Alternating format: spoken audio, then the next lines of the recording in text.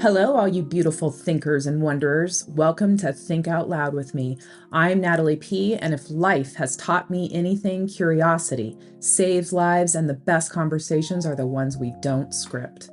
Life's a big, beautiful, messy learning opportunity, and here in my space, well, we let the inside voices out so others can hear, relate, and create with new purpose.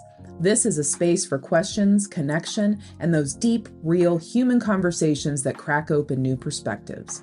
So grab a seat, open your mind and your heart, and let's think out loud together.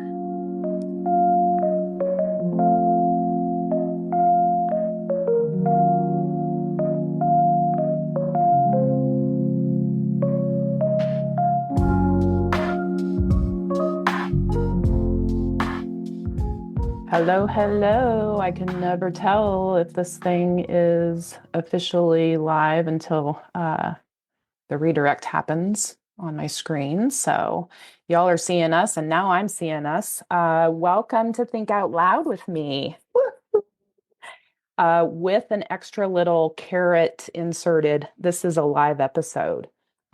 This is a live episode because, as I was sharing with Sandy before I hit live, I've decided to do this in a different way moving forward. The recording part of my episodes was leaving out the really, really meaty conversations I was having before I hit record and after I hit record. That's the first big difference that I want to solve. The first big thing I want to solve moving forward. The second big thing I want to solve moving forward is that at the absolute foundation of all of this is human to human contact and thinking out loud together in a space where other people can listen in. Your website, your handles, all of Sandy's information is in the show notes. They're in the live notes. I don't want to waste precious time more than just right now on those types of details. If you are moved by my guests, I guarantee you that you will find a way to be in touch with them. Your first call, if you can't, is to me. Hello. And all I ever do is invite people to be in touch. So that was a little bit of housekeeping that I wanted to put out there. So now let's get into this together live. Please meet Sandy Travis Bildahl. And she is a co-author of mine in our recent Peruvian adventure called We Are the Ones We've Been Waiting For. It's a series, Shaman Heart 3, the third in a series of Shaman Heart books. And I am tickled to spend some time together with Sandy because she went to Peru. I did not. And she has a beautiful chapter that I would love to spend some time just leaning into to better get to know her. I'm talking about you in third person, like you're not sitting here in front of me. We spent all this time setting up, and now I'm like, she's not even here. Sandy, say hi to people. I Say am hi here. to people. I am here right now, I'm so excited. live with you. Being brave. Yeah. Yes. Yes. Being brave becomes you. It really does. That sunshine becomes you. Tell us about your necklace. Well, I've had this for a long time. Actually, I was sort of worried about wearing it in the past because I thought, oh, it's sort of big. But after going to Peru, where there was so much emphasis, I mean, a lot of emphasis on the sun, it's become one of my favorite things. And I just feel like it's exactly right. So I wear it all the time now. And, It's and people it's stunning. notice it and like it. And so it's like, oh, good choice. But I like that feeling of sunshine and joy and Yeah, uh, energy, really. right. Yeah. Our mutual friend Stephanie Urbina Jones talks about dressing your dreams, right? Yes. Yeah. I've And been. if anybody can do it, and it's funny, ironically, I was just thinking of her this morning when I was putting on stuff. I thought, I got new glasses and I'm feeling pretty sassy in them. I have come out from behind the dark rim and am I've always had a self-consciousness about the bags under my eyes, which, and I have a story about them but now I'm like, they're beautiful, I'm just in this space of whatever coming out and putting on earrings for the first time today that dangle. Mm. I had this thing about dangle earrings with glasses. Oh, see, I have They look yeah. beautiful.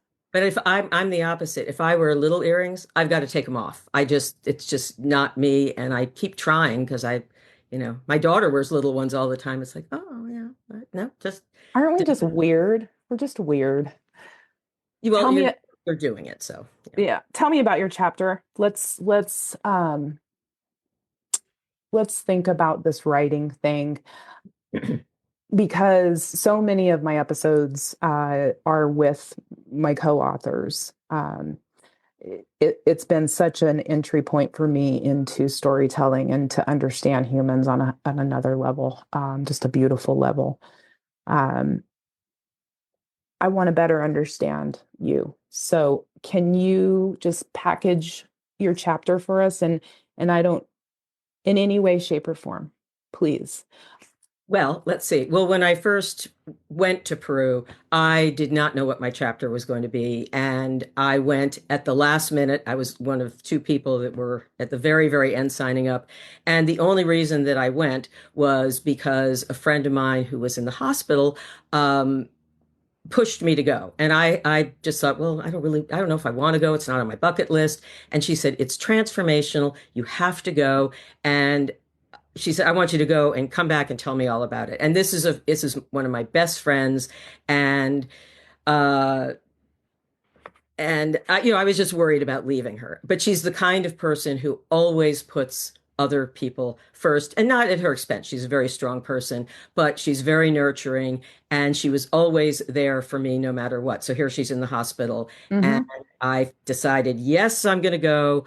And I sent in the information that said it's a yes. And she died 3 weeks later, which was unexpected. So I got on the plane and arrived in Peru, heartbroken, but also following the her words that got me there. And it really ended up being one of the most amazing experiences of my life.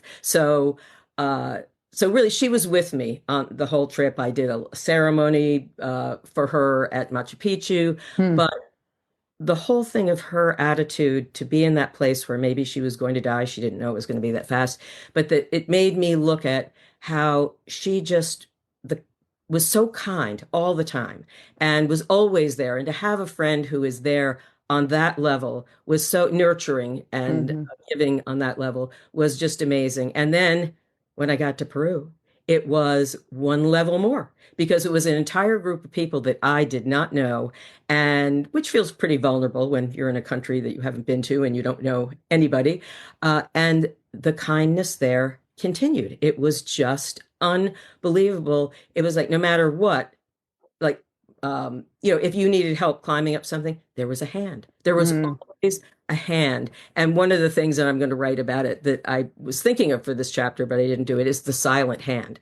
Is that silent thing of kindness that doesn't expect reward or is just there for you. And it's just it's an amazing feeling. So I came back and I thought, well, bravery is my thing. So what am I going to do? And so I was writing about bravery and I switched my story from a story about, bravery and stepping out and being who I wanted to be and changed it to the story about my friend. And Hmm. then I added in kindness. So now my thing is brave kindness. And I thought, what am I going to do? I don't like, why did I do this to myself? And it ended up to me to be the answer for being brave because kindness to me is self-care and it's about kind inquiry beginning with yourself and being brave enough to have that kind inquiry and then being brave enough but have the kindness move in. So it's a gentle bravery to take action and do what you want. So to me, it's really love in action. And so to me, it really worked out perfectly. So that's what my chapter is about. Brave, the alchemy of brave kindness, that when you put those two things together, it's magic happens. And then the other flip side of it is how do you take brave kindness and take that out into the world? Because it sounds like a really nice idea, but how do you find a way to be kind when you don't get along, you don't agree, you just, especially right now with things so divisive, it takes bravery to say, I'm going to find a way to uh, be kind if I can. Yeah. If I Yeah, for sure. If I can. Um, so just wow. I mean, I think, we're talking about this process, this author's journey that both of us have been on, and we're happy to introduce you to Freedom, Folk, and Soul. And there's other authors' journeys that happen through Brave Healer Productions, right? Um, that aside, just the process of these authors' journeys, you never know where you're going to be when your chapter hits because the life of it is always moving, right? And even after 3 chapters that I've written and put out into the world, I'm still circling back into the spiral of where I was, right? Because I'm a changed human, right? Because of the experience, because of the chapter, because of the ramifications of the chapter, whatever those looked like, I'm a changed person, yeah. right? So I want to get into a topic with you that I was just listening to. I actually managed to make it over to the gym to I'm learning things about myself. Like if I get antsy, I need to just go walk it off, right? I Mhm. used to try and fight through it. I just need to go take a walk. Yeah, Goodness gracious, it's the little subtle shifts. absolutely. Um, but I'm listening to this book from a friend who referred a friend who, and it is called um, Master of Change by Brad Stolberg. And he talks about homeostasis versus allostasis. And that boils down to life is full of hard things to fix. There's a few different ways to go at this. There's a spectrum, right? The pessimist is like, holy shit, talkie shit, the sky is falling, it's over. And there are headlines of every shape, size, color, grammar, language that will invite you right on in. On the other end of the spectrum is the tragic, the just the over the rosy glasses optimist who nothing is wrong, and it's almost a defense. It's a head in the sand, right? I don't see anything coming. Neither of those are healthy. Um, the tragic optimist is this concept introduced many, many, many years ago, but this guy's bubbling it back up for me. And that is this concept of wise hope and wise action. And that because we have that the core of life, there is there are hard things to fix. We have the choice to fix them or not. And we have the choice to in how we decide to fix them. And so for me, when someone says, how can you be so happy? Um, aren't you seeing all the headlines? I say yes. Yeah. And because both can be true, because my life has had struggles, and something I know to be true is that there will be more struggles. I can't, including death. Newsflash. Yes. So my choice right now, louder than it has ever been in my life, is to click on love. Love, love, love. That requires bravery. That requires me to tell the truth, even if my voice is shaking. That requires me to show up in a way that is just like my wildest dreams. What does that make you think of, this tragic optimism that is required of us today, that people are moving into?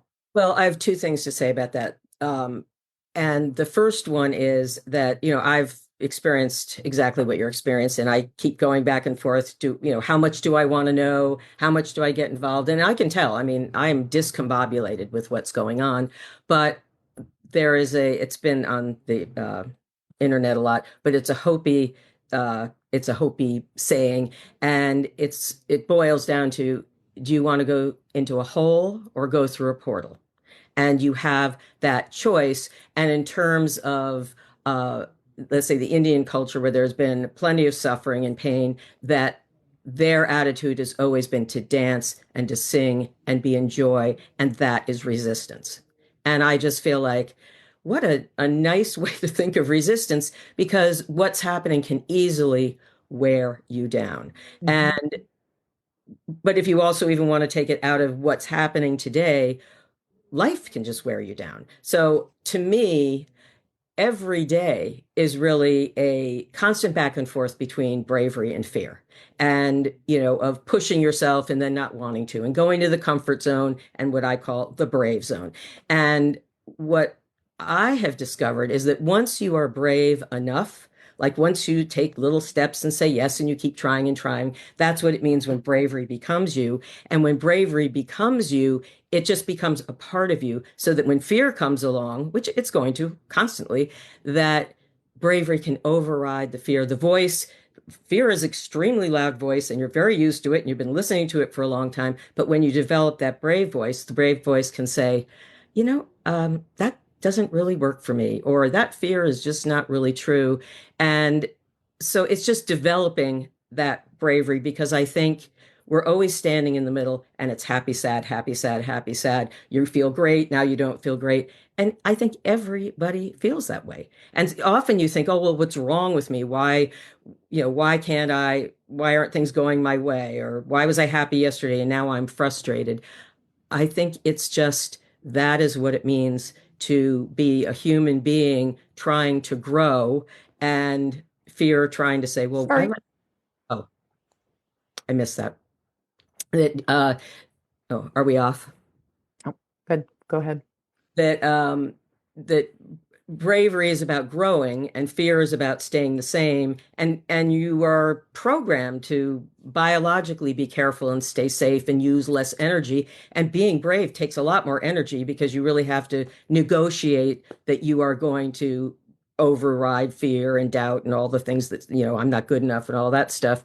But I don't think it ever goes away. And I think the I did a breathwork thing recently with Stephanie and Jeremy, and I went into a very dark place. And I thought, why do I have to be in the dark? Where's the light? And there was so much joy while I was in this dark, and just happy things going on. And I already know all this, but it really is that what comes out of the dark is really the magic. And that if you want to do the things that bravery is saying, oh, go ahead, take that chance, take that risk, after a while you just know that fear thing's going to be there no matter what. So you always have to go through, you always have to cross that threshold. But after a while you learn to trust yourself and say, I know this is totally normal. I'm going to go through this process. And on the other side, I already know that how great bravery is going to make me feel. So you were talking earlier about, sort of wanting to be happy and joyful. And I thought, it's really a joyful process. Once you get to that other side and you say, wow, bravery feels amazing. And yes, it is always a struggle to say, okay, now I'm this time I'm really going to take a chance. But once you experience it enough, you want that joy that's on the other side, and it's there. It doesn't matter if you fail, even if you take that brave chance, because you always learn and you always grow just from doing that. So Mm-hmm. I call that the brave zone, where all the good stuff happens, I including. love it. I'll camp out there. This concept of joy and what it looks like. We have this preconceived idea of what it's supposed to look like. What does joy look like?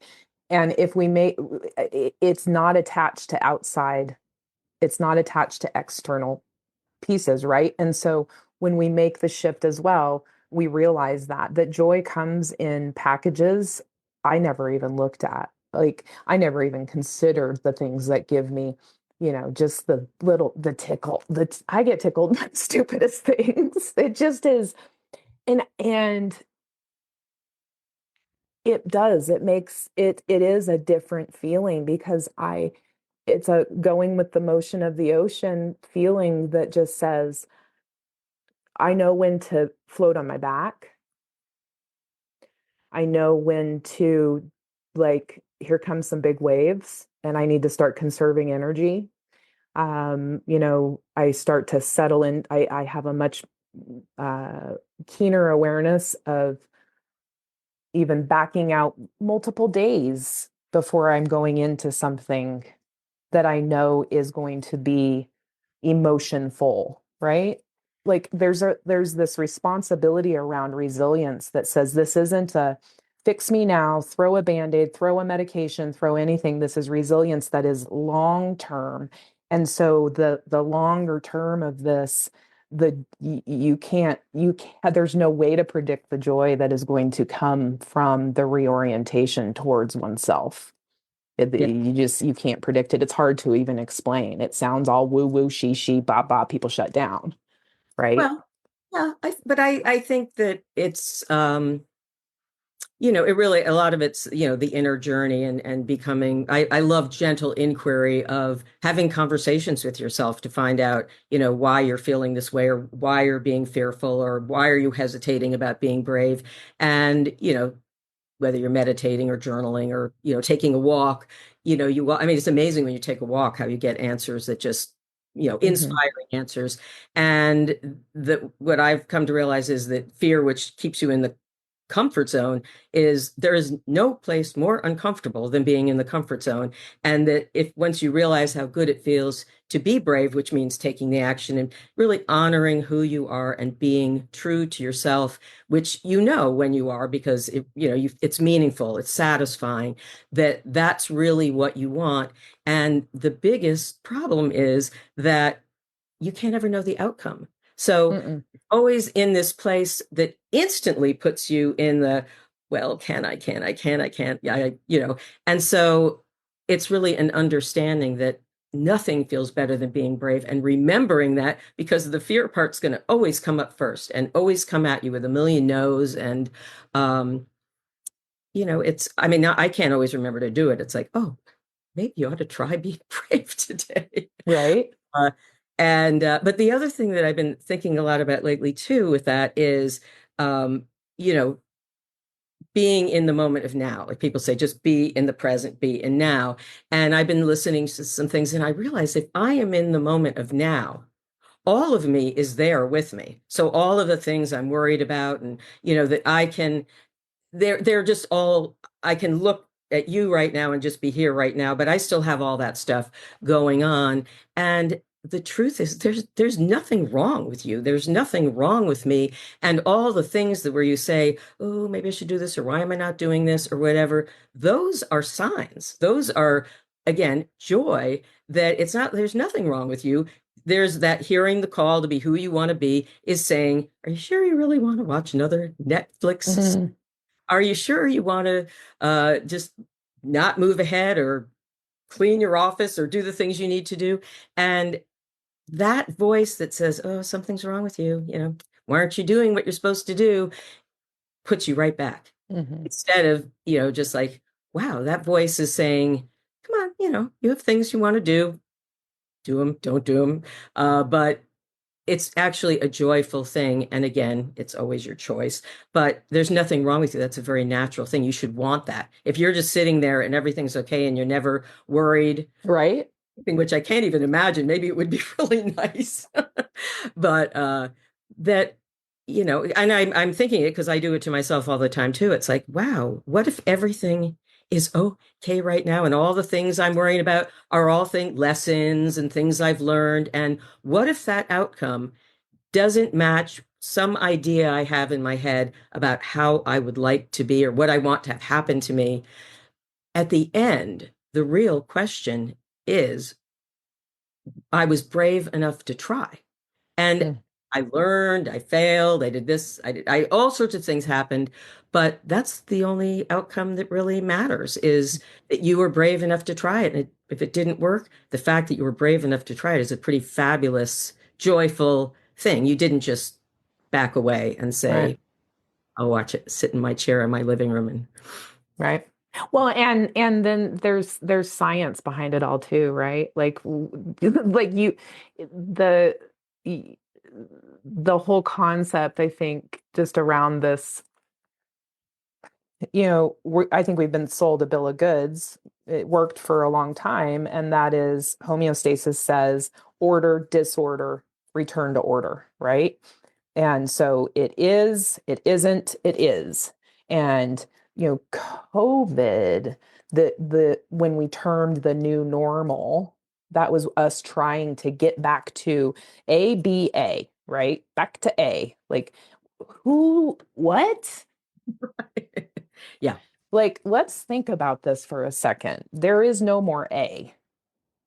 There is B, C, D, E, I mean, infinite numbers of different things that have happened. So rather than order, disorder, order, it is um, allostasis, which is order, disorder, adjust, new order, right? And it's a wave, right? And there are no either ors.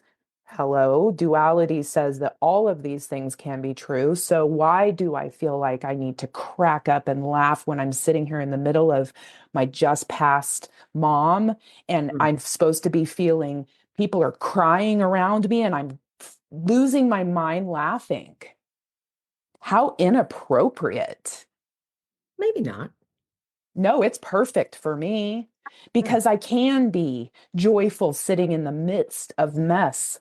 Like this, that's how I've always been wired, is to look around and say, this is a beautiful mess, not because I'm an optimist and I'm got my head up my ass and I can't see what's going on here, but because I can see what's going on here and it's fucking beautiful. This is human. Yeah. Wow, this is human. Well, and I think This we fight against chaos. And we do. really, but it also, if I'm talking for myself, I'm a person that I enjoy change and I like chaos, but I know a lot of people don't. So, it might be more comfortable for me to say that. But to me, going into the places of curiosity and imagination and creativity is that open zone of anything is possible. And it takes that up and down thing, just it I don't want to say it erases, it just puts you in a free zone where you can also look at things that are going on and just when you step away, they don't Mm-mm. resonate anymore because now you're in this other place of imagining and the joy of imagining and creating visions and, doing art and all those types of things. So Mm-hmm. I don't know. I mean, it's hard. I mean, always bravery becomes you. There's be you in bravery becomes you. And so to me, um, that's what it's all about. And so why would it be so hard to be yourself? And obviously we've got layers and layers and layers and layers of everything that we've been taught and shown in our families and all those things. So it's not an easy thing. It's kind of a peeling back layers thing. And yeah, and just yeah, enjoy it. I don't know. Right. At this moment. I know. And the motion of the ocean will just continue to, yeah, roll out in front of you. Um so I asked you in my precast questionnaire, which also needs attention as I try on this new version of all of this. I asked you what you hoped to get out of this, and you answered something along the lines of the joy and power of being brave. And then the second sentence was the gentle inquiry of brave kindness. So I want to just spend a minute on what does that look like in your daily life? Like as you ease into the afternoon, what time is it there? I don't know. I don't see the time. What? It's Oh, one, it's 3:14. so you're coming into the dinner hour and what is like the joy and power of being brave? It's in every step you take. Tell me what it might look like. Like think out loud with me about being brave. Like there's people listening that are like, brave. I'm gonna go, right? I'm playing devil's advocate here. Like you talk Oh about yeah. being brave. Right. Right. And that's why I'm Must be nice to be brave. Do you see what I'm facing, Sandy? yes, and I do. And when I I had thought of the concept of bravery, quite a few years ago, but and it was something when I coached people, they responded to.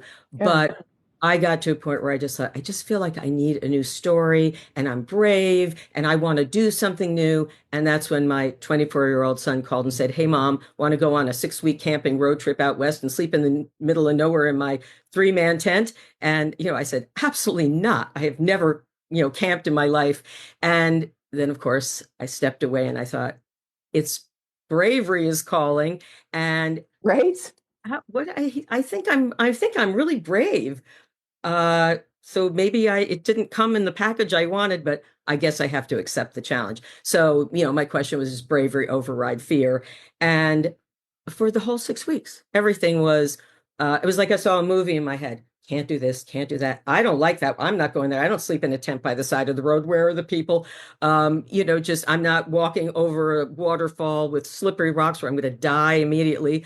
It was just every day, every minute. So I got a view of how fear was telling me what to do, everything. That autopilot GPS was guiding me every minute. And I realized when I think I'm brave and it's comfortable, well, I'm brave, but I'm really a scaredy cat. I'm scared of all sorts of things. I'm not brave at all.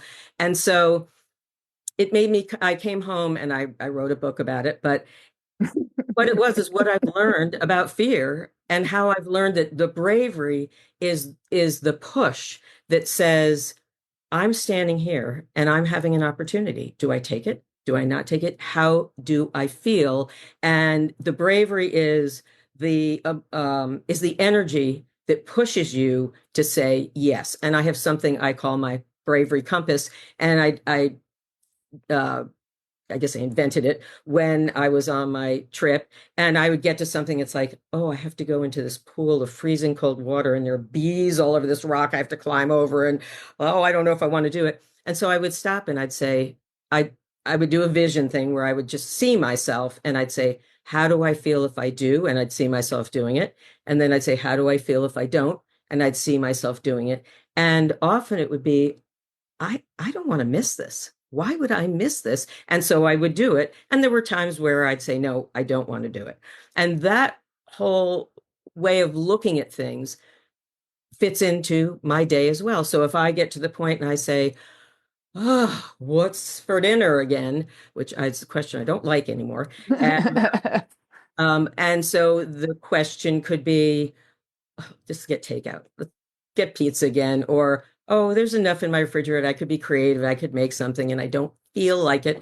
But if I stand there and I actually picture fixing a meal and what it would be like once I relaxed past my I don't want to do it and ordering a pizza, I will often say, you know what? I think I actually would really like to just take a few moments. It doesn't take that long and create something myself rather than make the choice. Or I also might make the other choice.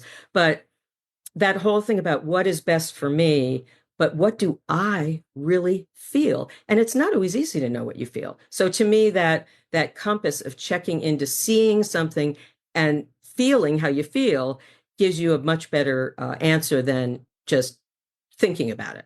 And so I use that a lot. But when I get off this call and I have, will I take a walk? Will I not take a walk? Will I pick up my computer and still keep working? Will I, all the decisions I have to make through the day, all have a push and pull, because if I'm brave, I have to have a little gentle ear inquiry and say, well, that's what you really want to do. And so wouldn't it feel good? Think about how it would feel if you did that.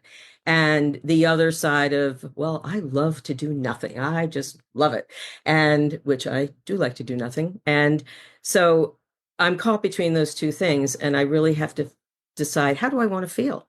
And if I pushed myself, I know, and over that the fearful conversation, I know I'm going to just feel really good that I made that choice, if I feel that when I do my brave compass. And so bravery is not about like running into a building to save people in a fire or whatever. It's about being just brave enough to honor who you are, brave enough to cut through this huge amount of information constantly coming our way, which right now to me has accelerated to the point where, it would not be unreasonable to just sit in a chair and say I don't know what to do at all.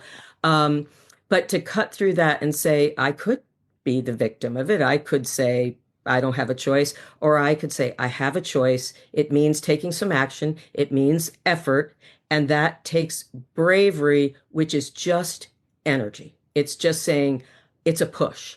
And and and it isn't easy to push past fear. It's not easy to push past the onslaught of everything that's going on.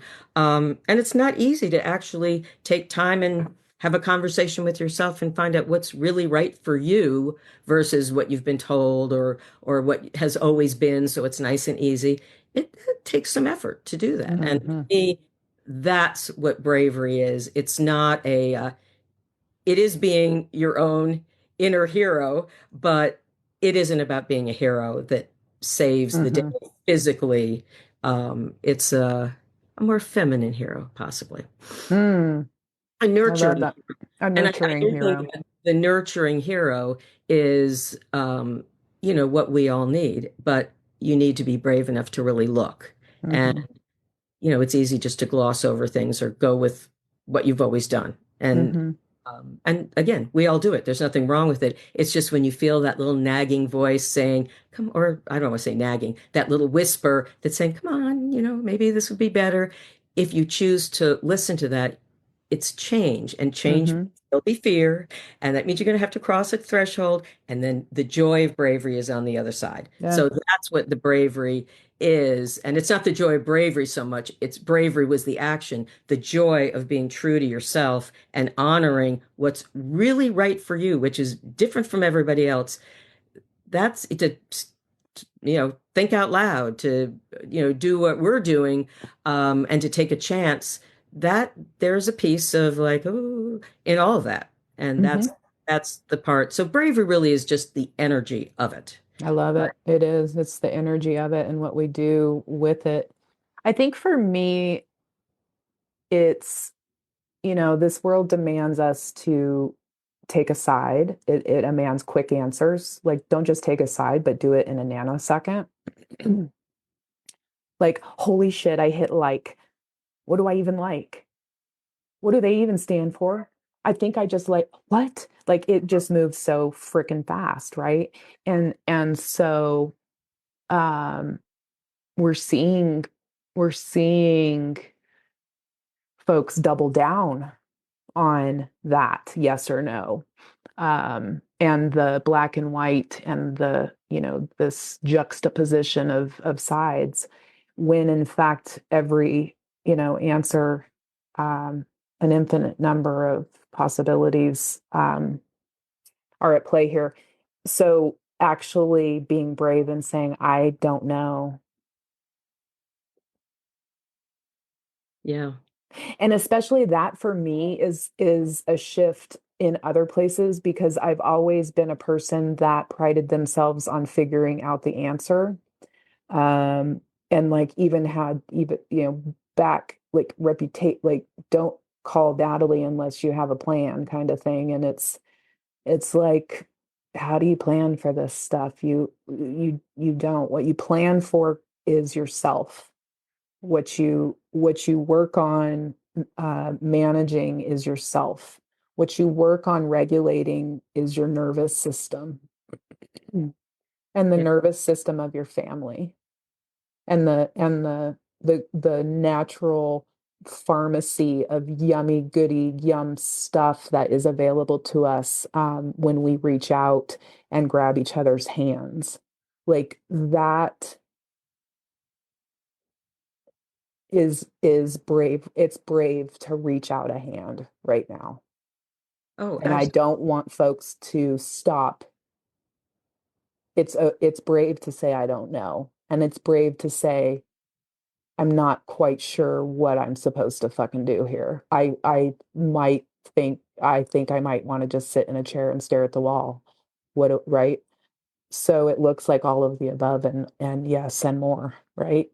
So, Yeah, and to me, that's where, again, it's interesting when you think you have it figured out, like, oh, brave kindness and gentle inquiry and taking action. And when I finally got to the place in my chapter, which was actually the end, it was like, well, now that you've been brave and answer questions, look at yourself and now let's talk about being brave in the world. And in Peru, I had developed this idealistic view of what if there was a world where everybody got along and everybody was kind, because I actually got the topic for the book standing at Machu Picchu, and I heard the words kindness, kindness, kindness. So that's actually where I decided that would be the subject I was going to talk about. But it's really a question of um, how do you treat people that are doing things that just do not seem right with kindness? And it's almost back to that thing of fear, that autopilot, that's wrong, and you said it, and also like the I have to be right thing. And when you step away from I have to be right, that's a person and that's their life and that's their way of doing things. I mean, that's one way to separate yourself a little bit, but it seems to me so sad that there's so much division for no, I mean, there's a reason, but for no reason, because it's just everybody's like a person with families and children, and it's escalated into you're bad, you're good. And it seems amazing we have all accepted it, because I mean, I do it too. I mean, I think everybody, but the other day I can't remember what it was. I had something I said about, I was making a statement about what wasn't just. And I stopped myself and I thought, I think I need more information. I'm just spouting things and I'm not really sure that I know what I'm talking about. And, but it felt good to stop myself because, I don't really want to be hating people or disliking people or not getting along, or I mean it's vicious and what's going on, and it's like, why? Why? And to me that takes real bravery to stand up and mhm, maybe have a conversation, which sometimes seems like it might be impossible, but to say, I think this, why do you think that? And or sometimes you have to be brave enough to say you're a really good friend, let's just not go there. yep, But it's yeah, I just feel like it's such a shame, but I do think it takes bravery to say, I would like what I could do on my own, because it does seem like, what are you supposed to do? And that's why I love the Indian, the joy is resistance, but mhm, and taking care of yourself and self-care.